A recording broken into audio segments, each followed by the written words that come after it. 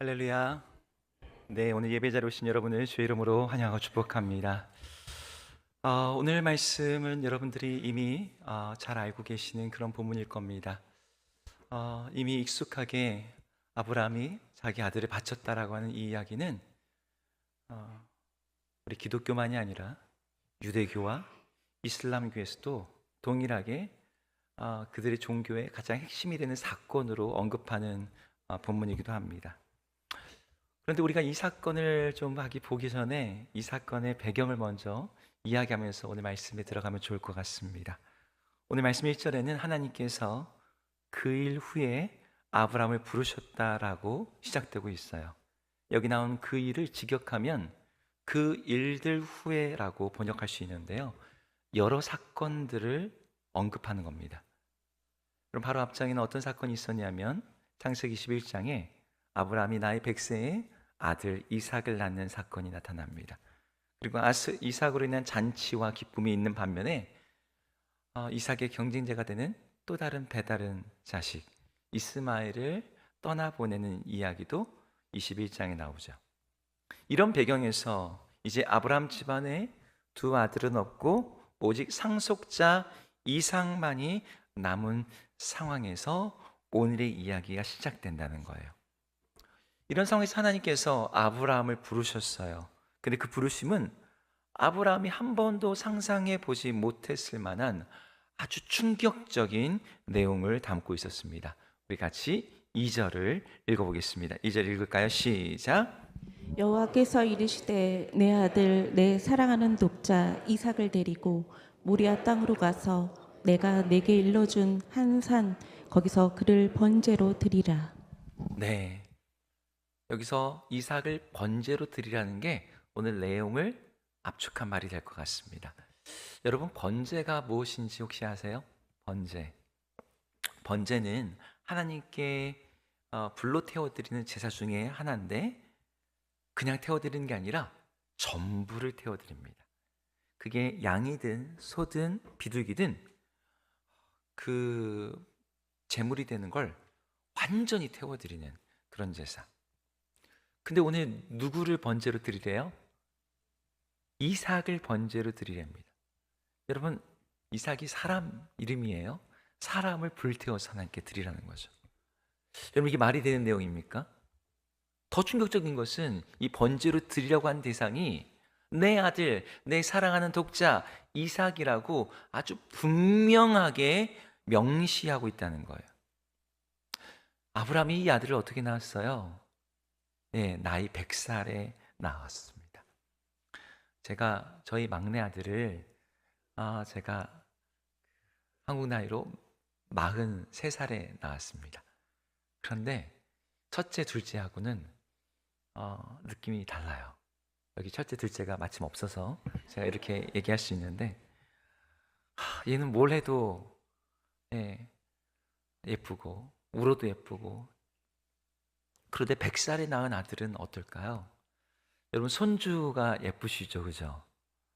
손주는 뭐 자녀하고 비교가 안 되잖아요. 100살이면은 손주의 손주격이에요. 근데 그런 아들을 하나님 앞에 불로 태워서 번제로 드리래요. 이게 하나님의 아브라함 향한 부르심이었습니다. 이 부르심은 사실 납득이 되지 않아요. 무엇보다 문제가 되는 것은 여기에 어떤 이유도 설명하지 않는다는 거예요. 이삭을 번제로 바쳐야 되는 어떤 필연적인 이유. 그래서 이 아브라함의 마음에 어떤 이유가 있으면, 그리고 합당하면, 어쩔 수 없는 어떤 뭐가 있으면 납득이 갈 텐데 아브라함에게 아무 설명도 하지 않고 그냥 번제로 드리라고 하셨습니다. 사실 과거에도 아브라함에게 그 인생이 갑자기 찾아오셔서 하나님이 그를 부르신 순간이 있었어요. 아브라함을 처음 부르셨던 창세기 12장. 여러분, 한번 같이 읽어볼까요? 같이 읽어보겠습니다. 시작. 여호와께서 아브라함에게 이르시되 너는 너의 고향과 친척과 아버지의 집을 떠나 내가 내게 보여줄 땅으로 가라. 여러분, 이 구절과 오늘 창세기 22장 1절의 구절이 굉장히 유사하다는 걸 여러분들이 혹시 눈치채신 분들이 있을지 모르겠어요. 창세기 12장에서는 떠나가라라는 명령어가 동사인데요. 창세기 22장에서는 데려가라라는 명령어로 되어 있어요. 그리고 이 두 개의 명령은 각각 세 개의 목적어. 너의 고향, 너의 친척, 너의 아버지 집을 떠나라. 여기서는 너의 아들, 너의 사랑하는 독자, 내 아들 이삭을 데려가라는 세 개의 목적어로 연결되어 있어요. 그리고 이 두 개의 명령은 모두 정확한 어떤 장소나 지명이 아니라 내가 내게 보여줄 땅으로 가라, 내가 너에게 일러준 산으로 가라 라고 하는 모호한 방향이 지시되고 있습니다. 그러니까 이 두 개의 부르심은 아주 비슷하고 유사한 거죠. 사실 첫 번째 부르심도 쉽지 않았습니다. 아브라함으로 하여금 그의 과거 전부와 결별하라고 하는 부르심이었으니까요. 아브라함의 삶의 기반이 되었던 그의 아버지와 그의 고향과 그의 친척이라고 하는 모든 인적, 사회적, 물리적 네트워크와 기반을 다 버리고 떠나라고 하는 명령이었어요. 근데 이것도 쉽지 않았는데 오늘 22장의 부르심은 그것과는 비교할 수 없을 정도의 무게와 충격이었습니다. 단지 과거를 청산하라는 것이 아니라 미래를 포기하라고 하는 말이나 다름이 없었으니까요. 첫 번째 것은 납득이 됐어요. 너의 아버지가 있는 그 땅의 우상의 문화, 그 땅의 죄악의 어떤 삶을 청산하라. 납득이 되잖아요. 하지만 미래의 소망, 그것도 하나님이 약속하셔서 주신 그 아들을 포기하라는 건 논리적으로 이해가 되지 않는 거죠. 자, 이런 상황에서 이런 하나님의 음성을, 그의 부르심을 받았을 때 아브라함의 마음이 어땠을까요? 어땠을까요? 아브라함이 이게 이해되지 않았을 겁니다. 그럼에도 불구하고 아브라함의 마음을 어떤 설명하지 않고 행동만 기록하고 있어요. 우리 3절을 같이 읽어보겠습니다. 3절 읽습니다. 시작. 아브라함이 아침에 일찍 일어나 나귀의 안장을 지우고 두 종과 그의 아들 이삭을 데리고 번제에 쓸 나무를 쪼개어 가지고 떠나 하나님이 자기에게 일러 주신 곳으로 가더니. 네, 아브라함이 아침 일찍 일어났대요. 그리고 나귀 안장을 지우고 두 종과 아들 이삭을 준비하고 번제에 쓸 나무도 다 쪼개어서 이 나귀에다 실었어요. 여러분, 이 장면 읽을 때 뭔가 좀 이상하다고 느껴지는 편지 있지 않습니까? 아브라함이 언제 일어났대요? 아침 일찍 일어났답니다. 여러분, 우리가 어떤 일을 할 때 그 일이 하기가 싫어요. 그 일에 대해서 뭔가 내 안에 거리끼는 게 있어요. 그러면 자꾸 뒤로 미루는 경향이 있습니다. 그런데 오늘 아브라함은 이삭을 바치라는 말씀 앞에서 조금도 지체하거나 미루지를 않고 다음 아침 일찍 일어나 이 모든 것을 준비해서 곧장 출발합니다. 그렇게 출발한 장소가 아브라함이 당시 부엘세바라고 하는 이 유다 땅이 가나안 땅의 남쪽 지역에 있었거든요. 근데 여기서부터 북쪽으로 75km 정도 떨어진 모리아 산으로 가라고 하신 거죠. 여기서 질문이 있습니다. 하나님이 아들 이삭을 바치라고 하실 때 그 번제를 이 집 뒤뜰에서 해도 돼 라고 하셔도 되는데 굳이 3일이나 걸리는 먼 모리아 산을 지정하신 이유가 있을까요? 부엘세바에서도 번제를 드렸었거든요. 모리아라고 하는 이 산이 그 이름 자체가 하나님이 친히 선택하신 곳이란 뜻이에요. 그래서 그 땅이 뭔가 특별한가 생각될 수도 있지만 성경학자들은 그 장소가 뭔가 대단한 장소여서가 아니라 거기까지 가는데 걸리는 시간이 3일이었기 때문에 하나님이 그곳에서 번제를 드리라고 하셨다라고 봐요. 왜요? 이 3일이라는 시간은 아브라함이 하나님께 순종하는 일에 있어서 잠깐 감정적으로 즉흥적인 결단을 했다가 얼마든지 번복할 수 있는 시간이기 때문입니다. 오늘의 사건에서 아브라함이 가장 어려웠던 순간을 꼽으라고 한다면 저는 아들이 제단에 묶어가지고 칼을 들이밀던 때가 아니라 생각해요. 아들과 함께 모리아 산으로 가던 이 3일의 시간.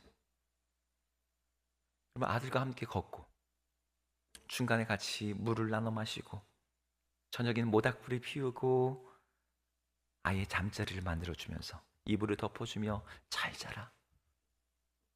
그렇게 이틀, 그렇게 하루. 이 아이를 이제 그리고 나서 제 손으로 죽여야 되는 것을 생각할 때 아브라함이 그 3일이 얼마나 고통스러웠을까요? 그런 3일을 보내면서 드디어 그 모리아 산에 도착했습니다.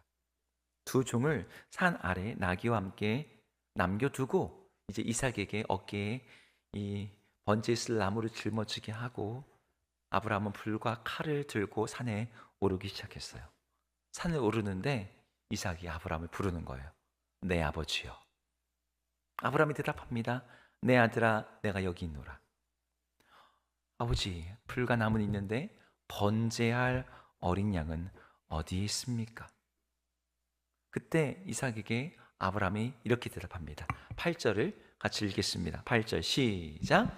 아브라함이 이르되 내 아들아 번제할 어린 양은 하나님이 자기를 위하여 친히 준비하시리라 하고 두 사람이 함께 나아가서 오늘 본문을 관통하는 가장 중요한 구절이긴 합니다. 제가 이 구절을 읽는데 잠깐만 화면에 띄워놔 주세요. 내용은 둘째치고 서로를 부르는 호칭이 먼저 눈이 갔어요. 여기서 아브라함이 뭐라고 대답하죠? 내 아들아 이렇게 합니다. 여러분 히브리 원문으로 봐도요. 정말 꿀이 뚝뚝 떨어지는 그런 표현이에요.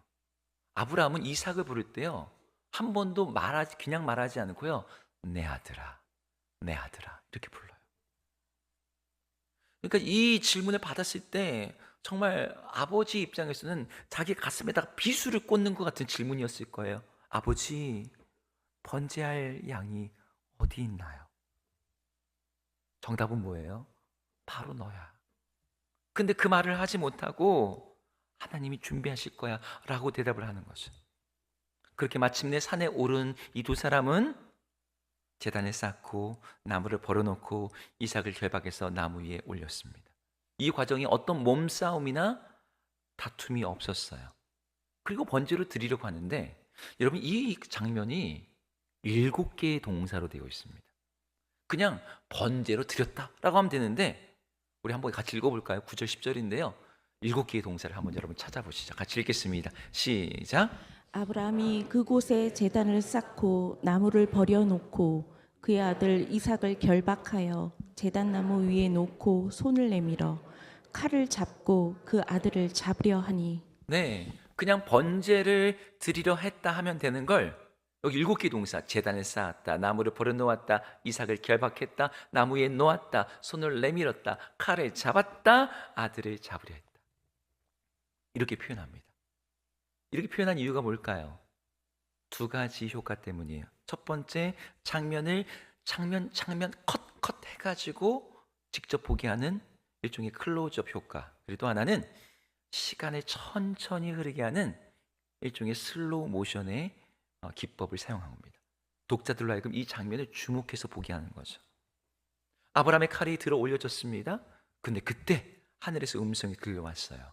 아브라함아, 아브라함아. 그리고 두 번이나 말씀하세요. 그 아이에게 손을 대지 말라. 그에게 아무 일도 하지 마라. 그러면서 하나님께서 아브라함의 믿음을 인정하시면서 아브라함이 이삭에게 애초에 했던 그 말 그대로 직접 준비하신 번제할 양을 보게 하시고 그 양을 가지고 번제를 하게 하십니다. 그리고 하나님은 처음에 하나님께서 아브라함을 부르실 때 주셨던 약속, 땅, 자손, 이름에 대한 복, 이 복을 업그레이드 하시면서 메시아에 대한 약속을 주시면서 오늘의 사건이 마무리됩니다. 여러분들이 이 이야기를 이미 오늘 같이 읽으셨고 또 이미 알고 계셨을 텐데 너무 유명한 말씀이지만 우리는 이 본문을 볼 때마다 마음에 떠나지 않는 몇 가지 질문들이 있어요. 아니 어떻게 하나님께서 사람을 제물로 바치는 인신 공양을 요구하실 수가 있나? 혹은 아버지가 아들을 죽이라고 시키는 이런 비정한 요구를 어떻게 하나님이 명령하실 수가 있을까? 이런 질문이죠. 이 질문은 우리에게 여러 가지 두려움과 혼란을 또한 줘요. 혹시 오늘 아브라함에게 이 아들을 바치라고 하신 그 하나님이 나한테도 그거 요구하시면 어떻게 하지? 여기 아들 가진 분들, 네, 정신이 번쩍 나시죠? 혹은 신앙이란 이름으로 하나님이 혹은 교회에서 비상식적이고 무리한 요구를 하면 그걸 따라야 되는 걸까? 그게 순종이고 그게 믿음이 좋은 걸까? 여러분, 이런 질문들이 우리 안에 생깁니다. 과연 오늘 본문이 우리에게 말하려고 하는 메시지는 어떤 것일까요? 사실 이 본문은 우리에게 무엇을 드리라고 말하는 본문이 아닙니다. 오히려 반대로 하나님이 무엇을 준비하시는가를 보여주는 본문이에요. 여러분, 오늘 본문의 사건에 붙은 하나님의 이름이 하나 있어요. 그게 오늘의 본문의 타이틀이기도 하거든요. 여러분, 그게 뭐죠? 여호와 이레입니다. 하나님이 준비하신다는 거예요. 여러분, 하나님이 자신이 누구신지를 계시하시는 부분은 아주 중요합니다. 여호와 이레, 여호와 삼마, 여호와 샬롬, 여호와 니시. 여러분, 이런 표현들은요, 하나님께서 아주 중요하게 자신을 계시하는 순간이거든요. 근데 오늘 본문에서 하나님이 자신을 여호와 이레의 하나님, 바라보신 하나님, 준비하시는 하나님이라고 계시하세요. 만약 오늘 본문의 사건이 아브라함의 순종에 초점이 있다면 모리아 산에 붙은 별명은 아브라함이 순종했다라고 하는 히브리어 아브라함 샴마라고 부를 수 있을 것입니다. 그런데 오늘 본문은 여호와 이레거든요. 그러니까 오늘 본문이 우리에게 보여주고자 하는 것은 하나님께서 우리에게서 무엇을 빼앗아가는 분이 아니라 우리를 위해서 대신 준비하시는 분이라는 걸 보여주고자 하는 겁니다. 사실 이 앞장면이 긴장되긴 했어요. 하나님께서 아브라함에게 인간이 갈 수 있는 끝까지 가보게 하셨거든요. 하지만 하나님이 그의 칼이 내려오기 직전에 분명하게 선언하시죠. 오늘 12절 같이 한번 읽어보겠습니다. 읽습니다. 12절 시작. 사자가 이르시되 그 아이에게 내 손을 대지 말라. 그에게 아무 일도 하지 말라. 내가 내 아들 내 독자까지도 내게 아끼지 아니하였으니 내가 이제야 내가 하나님을 경외하는 줄을 아노라. 네, 이 구절에서 하나님이 그 아이에게 손을 대지 말라고 하세요. 아들 이삭 독자를 번제로 바치라고 했지만 그 아이에게 손에 대지 말라고 하시는 것 통해서 우리 하나님이 누군지를 보여줍니다. 하나님은 생명을 빼앗아가는 분이 아니라 생명을 주시고 준비하시는 분이라는 것. 오늘 이 사건의 중심은 아브라함의 순종이 아니에요. 많은 분들이 이 본문을 읽으면서 이 본문에서 던지는 질문이 이런 거죠. 나는 무엇을 드려야 되나? 너는 무엇을 드릴 준비를 했느냐? 그게 아니라 오늘 본문은 너는 하나님이 너를 위해 예비하시고 준비하는 분이라는 것을 믿느냐라는 질문을 우리에게 던져요. 하지만 너무나 많은 사람들이 오해합니다. 하나님은 우리의 삶을 위해서 예비하고 준비하는 분이라는 것이 아니라 하나님이 나한테 뭘 요구하시는 분, 심지어 아들까지도 달라고 하시는 그런 비정한 분이라고 이 본문을 보는 거죠. 이런 신앙관을 가진 사람들의 삶은 항상 하나님을 향해서 경계의 눈초리로 의심의 마음으로 하나님을 생각합니다. 하나님이 내게는 뭐를 달라고 하시려나? 내게서 뭘 가져가시려나? 이런 불안과 두려움이 있는 거예요. 내 삶에서 내게 주어진 시간, 건강, 나의 일상, 내 삶의 평안함, 내 자녀들 뭘 가져가실지 몰라. 여러분, 이런 오해가 구체화되면서 굳어지는 신앙 유형들이 있어요. 여기 몇 가지 패턴이 있는데 그 중에 하나가 거래적 신앙이라는 겁니다. 내가 이만큼 주님께 드리니까 주님도 이만큼 나에게 주셔야 된다라는 방식으로 작동하는 신앙이에요. 헌신을 하든 예배를 드리든 심지어 기도를 해도 그것을 하나님과의 거래라고 생각해요.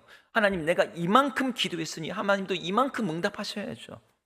이 속에서 하나님은 어떤 분이에요? 사랑과 신뢰의 대상이 아니라 계산기 달고서 아주 철저하게 계산해 봐야 되는 그런 점검의 대상, 나를 언제 속여 먹을지 모르는 그러한 분이라고 생각하는 거죠. 또 이런 방식의 사고방식은 두려움 기반의 신앙을 낳기도 합니다. 하나님을 사랑해서가 아니라 내가 혹시 예배 안 드리면 안 드리면 하나님이 벌 주지 않을까? 나한테 뺏어가지 않을까? 두려워서 하는 신앙생활인 거죠. 그래서 겉으로는 신앙이 있는 것처럼 보이지만 그 안에는 자유가 없어요. 항상 긴장하고 항상 눈치를 보고 항상 불안합니다. 언제 뺏어갈지 모르니까요. 그리고 이런 방식은 자기의에 빠진 신앙을 만들기도 해요. 야, 너 아들 바쳐봤어? 난 해봤어. 야, 너 집 들여봤어? 네 젊은 들여봤어? 나는 이 정도까지 했어. 그래서 은근히 하나님 앞에서도 어깨 쫙 펴고서 당당하면서 다른 사람들이 판단합니다. 못한 사람들. 여러분, 이런 식의 신앙들은 모두 공통점이 하나 있어요. 하나님이 중심이 아니라 내가 무엇을 했는가가 중심이 있습니다. 이런 식의 신앙을 성경은 율법주의라고 부릅니다. 율법주의는요, 율법에 담겨진 하나님의 뜻이라고 하는 본질이 아니라 율법에 충족하는 행동에다가 초점을 둬요. 그래서 해야 될 일의 목록을 얼마나 많이 완수했느냐에 따라서 하나님이 주시는 축복을 누릴 수 있다라고 생각하는 이런 기계적인 사고방식을 율법주의라고 합니다. 오늘 사건도 율법주의를 읽으면 아들을 바치라고 해서 순종했더니 하나님이 복을 주시더라. 그러니 너도 뭐 하라? 아들 바쳐라 라고 하는 결론이 나오는 거예요. 하지만 이런 사고방식에 갇혀서 여러분, 말씀을 읽을 때 우리는 하나님의 마음을 제대로 읽지 못합니다. 오늘 사건이 하나님이 준비하신다, 여호와 이레라고 타이틀이 달고 있어도, 그래서 넌 뭐 해야 되는데, 넌 뭐 바쳐야 되는데 라고 자꾸 생각하는 거죠. 그럼 사람들이 왜 이렇게 자꾸 생각할까요? 왜 하나님에 대해서 요구하시는 분, 빼앗아 가시는 분, 혹은 너 이거 주면 나도 이거 줄게 라는 거래의 대상이라고 잘못 생각하고 있는 걸까요? 이유는 간단합니다. 내가 놓을 수 없다고 생각하는 붙잡고 있는 것들이 있기 때문이에요. 우리는 겉으로는 하나님을 믿는다고 말하지만, 하나님이 주님이라고, 나의 주인이라고 말하지만, 마음 깊은 곳에서는 이건 절대 포기할 수 없어 라고 붙들고 있는 것들이 있어요. 그리고 그것이 나의 안정이자 나의 의미이자 나의 생명이라고 믿습니다. 하나님이 그걸 건드리시는 신용만 해도 본능적으로 하나님 나 또 힘들게 하시네. 하나님이 그것도 나한테 뺏어가려고 하시네. 하나님이 이건 건들면 안 되죠 라는 것들이 있는 거예요. 오늘 본문을 보세요. 하나님이 이삭을 빼앗아 가려고 하시나요? 그를 번제로 드리라고 하셨지만 그를 죽이기 위해서가 아니었습니다. 아브라함에게 이삭을 내려놓게 하시는 게 목적이었어요. 애초에 나이 100살에 이삭을 주신 것도 하나님이셨습니다. 하나님이 그 아브라함을 다시 오늘 본문에서 이삭에게 주세요. 하나님이 하시는 일은 우리의 것을 빼앗아가는 것이 아니라 우리가 붙잡고 있는 것을 내려놓게 하시는 거예요. 왜요? 이삭은 약속의 어떤 그 징표로 주어진 아들이기도 하지만 하나님을 대신할 수 있는 가장 위험한 존재이기도 하니까요. 성경은 이렇게 하나님께서 우리의 마음을 다루시는 이런 사건들을 설명하는 중요한 한 가지의 개념을 소개합니다. 아마 들어보셨을 거예요. 마음의 할례라고 하는 개념입니다. 여러분, 할례라는 거 들어보셨나요? 여러분, 할례는요, 그 단어가 원어로 어떤 뜻이냐면 잘라낸다는 뜻입니다. 그래서 이 남성의 성기의 표피의 일부를 잘라냅니다. 가장 은밀하면서도 생명의 원천이 되는 중요한 부분을 잘라내므로 몸에다가 일종의 표식을 새겨 놓는 거예요. 이게 어떤 표식이 되는 거예요? 너는 내 백성이다. 그리고 나는 너의 하나님이다라고 하는 언약의 징표입니다. 하나님께서 아브라함에게 이 할례를 명령하셨어요. 이삭이 태어나기 직전에요. 그래서 아브라함의 집안의 모든 사람들은 몸에 이 할례를 받았습니다. 그리고 이 표를 가진 사람들은 하나님의 백성으로서 하나님을 그 누구보다, 그 무엇보다 사랑하되 마음을 다해 뜻을 다해 내 힘을 다해 주 너의 하나님을 사랑하라고 하는 부르심을 받은 자들인 거죠. 너는 이제 하나님께 속한 자야. 그런데 이 몸의 할례에는 명백한 한계가 있었어요. 여러분, 서양 속담에 이런 말이 있죠. 말을 물가로 끌고 갈 수는 있어도 말로 하여금 물을 마시게 할 수는 없다. 마찬가지의 몸의 할례도 그렇습니다. 어떤 사람의 넌 하나님의 것이야 라고 하는 표식을 새겨 놓을 수는 있지만 정말로 그 사람으로 하여금 하나님을 사랑하는, 하나님을 정말 가장 소중히 여기는 그런 주의 백성으로 변화시켜 주지는 못한다는 거예요. 여러분, 모든 유대인들이 태어난 지 8일 만에 할례를 받습니다. 하지만 그것이 그들로 하여금 하나님을 사랑하는 자로 만들지는 못해요. 그건 그의 존재의 근원을 바꾸지 못합니다. 그래서 하나님께서는 다른 차원의 할례를 말씀하세요. 그게 마음의 할례라는 거예요. 몸의 할례가 그냥 징표에 해당된다면 마음의 할례는 실제적인 변화를 동반합니다. 신명기에서는 이 마음의 할례를 받은 사람들은 마음을 다하고 뜻을 다하여 하나님을 사랑하는 변화가 그들의 존재 안에 일어난다고 말해요. 우리 신명기 30장의 말씀을 같이 한번 읽어볼까요? 같이 읽겠습니다. 시작. 내 하나님 여호와께서 내 마음과 내 자손의 마음에 할례를 베푸사 너로 마음을 다하며 뜻을 다하여 내 하나님 여호와를 사랑하게 하사 너로 생명을 얻게 하실 것이며. 예, 이 구절 잠깐만 띄워놔 주세요. 여기에서 처음으로 마음의 할례라는 개념이 소개되거든요. 마음을 다하고 뜻을 다하여 하나님을 사랑하게 된대요. 자, 그러면 여기서 말하는 이 마음의 할례는 어떤 것일까요? 뭘 하는 걸까요? 예전에 없던 감정이나 열정이 생기고 결심이 강해지는 걸 말하는 걸까요? 여러분, 아까 할례가 무슨 뜻이라 했어요? 잘라낸다. 신체 일부를 잘라내는 거잖아요. 마음의 할례도 마찬가지입니다. 마음을 잘라내는 거예요. 하나님보다 더 사랑하고 있는 것을 잘라내는 것. 마음의 가장 깊은 애착을 잘라내는 것. 이것을 통해서 정말 사랑해야 될 분을 보고 내 마음을 분산시키고 나누게 했던 것을 끊어내게 하는 것. 그래서 주님만 사랑하게 하는 것. 이때 이 마음의 할례를 행하시는 주체는 하나님입니다. 우리는 그것을 스스로 끊어내지를 못해요. 왜요? 그것 없으면 안 된다고 생각하니까요. 사실 몸의 할례도 본인 스스로는 너무 고통스러워서 못하잖아요. 다른 사람이 대신 그 일을 해주거든요. 우리 안에 애착을 잘라내는 것은 내가 할 수 있는 일이 아닙니다.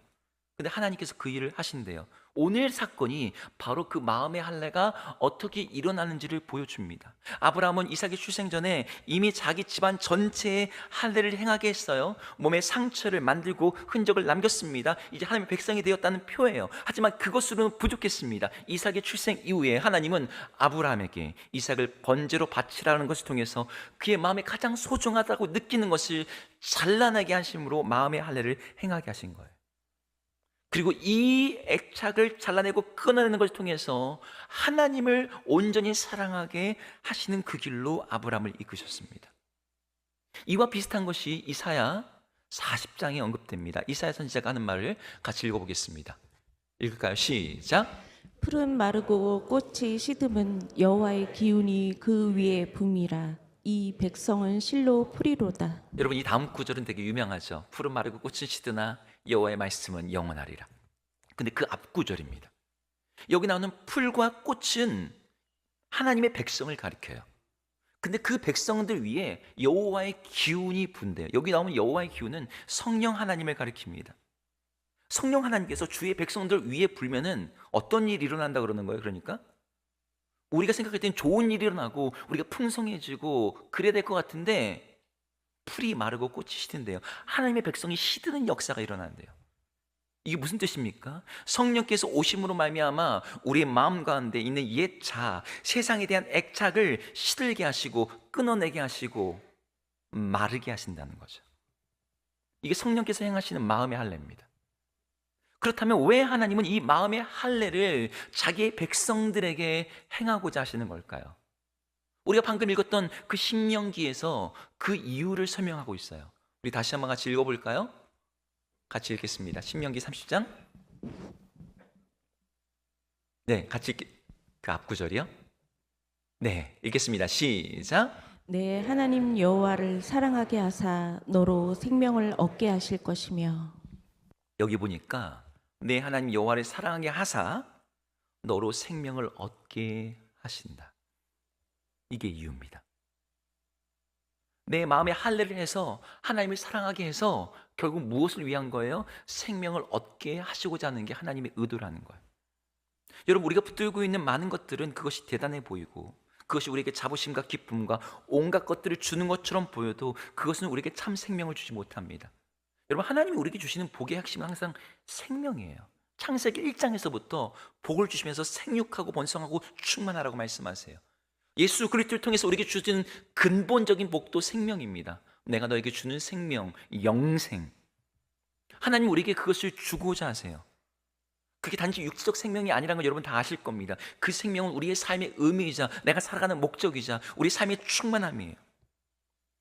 많은 분들이 겉으로는 하나님을 믿지만 마음 깊은 곳에서 다른 것들을 붙들고 삽니다. 어떤 사람에겐 돈이고요, 어떤 사람에겐 관계고요, 미래와 안정이고요, 자신의 자존감과 인정 같은 것.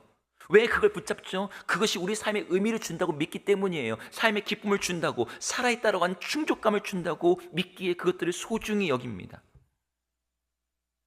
근데 정말로 그러냐는 거예요. 제가 얼마 전에 중독과 관련된 글을 읽다가 아주 재미난 개념을 알게 되었어요. 많은 사람들이 중독에 빠질 때 그 중독에 빠지게 하는 건 그것이 행위 중독이든 아니 뭐 먹는 마시는 뭐 마약이나 아니면 술이나 이런 거든 그걸 할 때면 그 사람으로 살아있다고 느끼게 만든대요. 여러분 도박 중독에 빠진 사람들 화투장 딱 들고 화투를 쫙 쫄 때 제가 너무 전문 용어를 사용했죠? 쫙 찰 때 이거야 살아있다고 느끼는 것 맞는 거죠.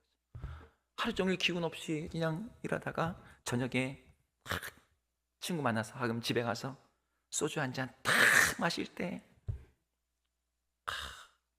살아있다라고 느끼게 만드는 거죠. 하루 종일 무기력했는데 내가 좋다고 하는 어떤 사람 데이트하러 나갈 때 그 사람이 중독됐을 때 그 사랑 중독은 나로 살아있다라고 느끼게 만들어요. 그 생명력, 그 생동감, 그 활력을 얻고자 나를 중독시키는 그 물질과 그 행위에 더 몰입하고 집착합니다. 그런데 실제로는 그 중독이 뭐예요? 말 그대로 중독이잖아요. 독이라고요. 그 사람을 살리는 게 아니라 그 사람을 죽이는 것이라는 게 문제입니다. 참 희한하죠. 그 사람을 죽이는 건데 그 사람으로 살아있다라고 느끼게 만드는 거. 여러분 우리들에게도 그런 것들이 있다는 거예요. 여러분 이삭이 아브라함에게 어떤 존재였겠습니까? 이삭을 볼 때마다 내가 이 나라에 사는 게 정말 행복하다. 내가 쟤를 보려고 살았지. 네. 제가 지난주에 신방하는데 넷째 아이를 낳은 어떤 분이 얘기하시는 거예요. 걔를 안 낳았으면 어쩔 뻔했어. 네. 권사님이 그 얘기 하시는데 저도 동감이 되더라고요. 여러분의 이삭은 어떤 건가요? 많은 분들에게 그게 물질이에요. 자본주의 사회에서 물질이 없으면 죽음과 같죠. 많은 분들에게 그것은 재미이자 오락이자 즐거움입니다. 요즘 그거 가지고 문제 삼는 사람 없잖아요. 영화 감상, 운동, 미술, 맛집 찾아다니는 거, 여행. 근데 여러분 이런 취향이 하나님의 축복으로 가장된 이 시대의 이삭이 되어버렸어요. 우리 자녀들도 빼놓을 수 없는 이삭의 후보입니다. 예전만큼 자녀의 목매는 시대가 아니라지만 자녀는 언제나 하나님과 경쟁할 수 있는 가장 강력한 우상이 되곤 해요. 우리들의 직업, 사업, 커리어도 마찬가지입니다. 무엇보다도 보편적인 것은 우리의 내 자존심이에요. 우리는 그걸 그 무엇보다도 소중하게 여기고 사랑합니다. 그래서 내 자신을 갖다가 칭찬해주고 나를 인정해주는 말 들으면 그렇게 행복할 수가 없어요. 반대로 나에게 모멸감을 주면 분노하고 비참하다 느끼고 복수를 갚고 주고 싶습니다. 그런데 여러분 이런 것들이 우리에게 생명을 주질 못해요. 잠깐은 중독처럼 나로 살아있다라는 느낌을 줄지 모르지만 우리의 존재를 텅 비게 만들고 우리의 생명을 죽게 하고 우리 영혼을 소진되게 만드는 것을 여러분들은 살면서 경험하게 될 겁니다. 잠깐 살아있다고 느끼게 하지만 그 기쁨은 사라지고 어느새 공허해지고 허망해지고 죽음 가운데 있어요. 하나님께서 그런 이삭을 우리가 붙들고 있는 그 세상과 우리의 자아를 이거 없으면 안 된다고 생각하는 그것들을 내려놓게 하시는 거죠. 왜죠? 우리에게 뺏어 가시기 위해서가 아니라 우리에게 참 생명을 주시기 위함이에요. 하나님 우리에게 생명을 주시기 위해서 준비하시는 여호와 일의 하나님이시기 때문인 거죠. 그래서 하나님은 우리에게 이삭을 내려놓고 맡기라고 말씀하세요. 오늘의 말씀의 결론은 주님께 이삭을 드리는 것이 내가 잃는 것도 아니요 내가 놓치는 것도 아니요 오히려 내가 그것을 얻는 것이며 자유케 되시며 정말 생명을 충만하게 얻는 기름을 보여주는 것이 오늘의 말씀입니다. 여러분 이걸 믿으시기를 주 이름으로 축복합니다. 그럼 말씀을 정리할게요. 창세기 22장의 부르심은 아브라함이 무엇을 드렸는가에 대한 이야기가 아니라 하나님이 무엇을 준비하셨는가에 대한 이야기라고 말씀드렸습니다. 하나님이 아브라함을 부르시고 이삭을 번제로 바치라고 하셨지만 하나님은 그에게 뺏기 위해서가 아니라 그를 위해서 준비하시고 예비하신 복과 생명을 주고자 하셨어요. 아브라함이 이삭을 내려놓았지만 하나님은 다시 이삭을 주시죠. 여러분, 여기서 이 이삭에 대한 이야기가 궁극적으로는 이삭을 대신해서 준비된 순양의 이야기가 하나님이 우리를 위해서 내주신 아들 예수 그리스도를 의미한다는 여러분 아실 겁니다. 우리에게 네 마음을 다하고 뜻을 다하고 힘을 다해 목숨을 다해 주 너의 하나님을 사랑하라고 말씀하시는 하나님은 자기가 하지 않는 걸 우리에게 요구하시는 분이 아니에요. 우리에게 그 이상으로 먼저 그 마음과 뜻과 힘과 목숨을 다해 우리를 사랑하시는 분이죠. 하나님께서 우리가 더 뭔가를 주님께 드리기를 바라셔서가 아니라 우리에게 주시고자, 그래서 그런 나를 신뢰하느냐라고 묻는 것이 오늘의 말씀이에요. 여러분, 오늘 이야기의 뒷면에 우리가 읽진 않았지만 아브라함이 그렇게 모리아 산에서 번제를 드리고 내려옵니다. 근데 내려올 때 여러분 그 성경 구절을 잘 읽어보시면 이삭이 없어져요. 아브라함만 내려옵니다. 이삭은 어디 갔을까요? 이삭이 죽은 걸까요? 거기에서 이삭을 일부러 빼놓고 있어요. 거기에 이삭이 죽은 것처럼. 그런데 그 이삭이 죽은 게 아니라 하나님께서 그렇게 하나님께 드렸을 때 이삭이 아브라함과 내려오죠. 그 다음 장에 보면 이삭이 등장합니다. 그런데 왜 이삭이 내려오지 않는 것처럼 거기서 표현하느냐? 하나님 그 죽은 가운데서도 이삭을 주시는 분이고, 그렇게 내려온 아브라함이 아예 새로운 존재가 되어 내려오는 것을 정말 초점 잡아서 보여주고자 하기 위함입니다. 초점은 이삭이 아니었던 거죠. 하나님은 우리를 위해서 어린 양을, 아들을 준비하시고 내어놓으시는 분입니다. 그래서 우리로 누리게 하시는 거예요. 그분 안에 있는 그 나라를, 그 생명을, 그 영광을, 그 기쁨을, 그 자유를, 그 존재의 충만함을 우리를 위해서 준비하신 하나님으로 말미암아 누리게 하는 것. 그럼 여러분들이 여러분의 이삭을 기꺼이 내려놓을 수 있기를 축복합니다. 여러분, 그걸 버리기 위해서가 아니라 오히려 얻기 위해서라도 내려놓으십시오. 그렇게 내려놓으면 하나님께서 다시 돌려주세요. 이삭을 죽음에서 다시 얻게 하신 것처럼. 그래서 그 일을 통해서 하나님께서 우리로 하여금 하나님을 사랑하게 하고 온전히 경외하게 하고 전심으로 신뢰하게 함으로 말미암아 주님이 주시는 그 생명을 누리게 하시는 것처럼, 오늘 말씀을 통해서 내가 너를 위해서 준비한다라고 하시며 우리를 초대하시는 그 하나님의 부르심 앞에 여러분들이 믿음으로 응답하기를 축복합니다. 주님의 부르심을 두려움이 아니라 사랑과 생명의 초대로 여기며 내가 소중하다 생각되는 그 이삭을 붙잡는 것이 아니라 오히려 맡겨드림으로 우리를 마침내 복되게 하시고 우리에게 생명을 주시는 그 하나님을 만나는 우리 모두가 되기를 주의 이름으로 축복합니다.